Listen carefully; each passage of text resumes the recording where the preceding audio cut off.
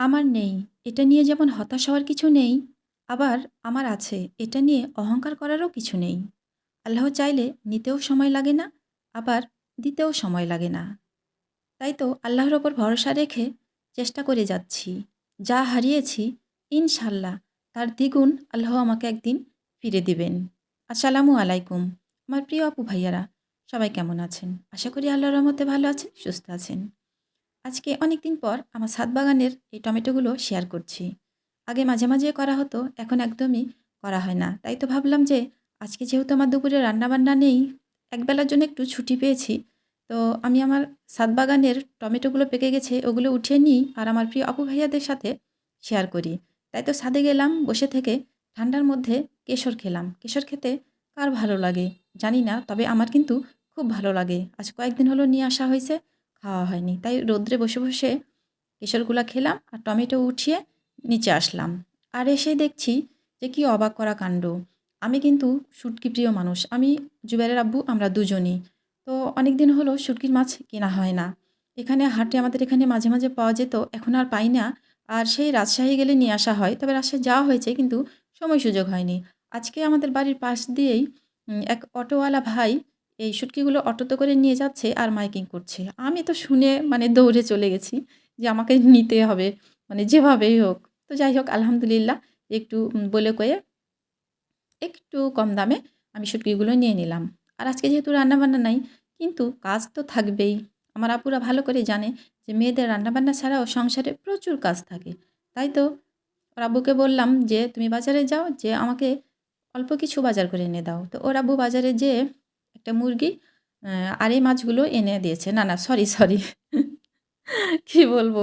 এই মাছগুলো আমি বাড়িতেই নিয়েছি। ওইটাও এক ভ্যানওয়ালা চাচার কাছ থেকে। তো যাই হোক, মাছগুলো একদম কেটে বেছে পরিষ্কার করে নিয়ে ডিপ ফ্রিজে রেখে দিচ্ছি। আর মুরগিগুলোও কিন্তু আমি আজকে ডিপ ফ্রিজে রেখে দিলাম। যেহেতু আজকে আমি রান্নাবান্না করছি না, তাই। ভেবেছিলাম শুয়ে বসে আজকের দিনটা পার করব। তাই কখনো হয়? একদমই না। এই তো সারাদিন এটা ওটা কাজ শেষ করে পার করলাম আর চলে আসলাম সন্ধ্যার পরে খিচুড়ি করতে। যেহেতু দুপুরে রান্না করিনি, রাত্রে খিচুড়ি করে নিব। সবজি খিচুড়ি। কিন্তু সবজি খিচুড়ির সঙ্গে আমি একটু চর্বি দিব। আমি এই গোটা, গোটা চর্বিগুলো ছোট, ছোট টুকরো করে ডিপ ফ্রিজে রেখে দিয়েছিলাম। হঠাৎ করে মনে হলো যে সবজির সঙ্গে আমি একটু চর্বিও দিই। আর আজকে যে চালের আমি খিচুড়ি করছি, এটা আসলে চাল না, এটা হচ্ছে খুদ। চালের ভাঙা অংশ। আমি একটু কেমন লাগে খেতে এই, এই খুদের খিচুড়িটা, তার জন্য আমি বেশি না, স্রেফ ১ কেজি চাল আমি কিনে এনেছিলাম। সেখান থেকে আমি একটু চাল নিয়ে নিলাম খিচুড়ি করার জন্য।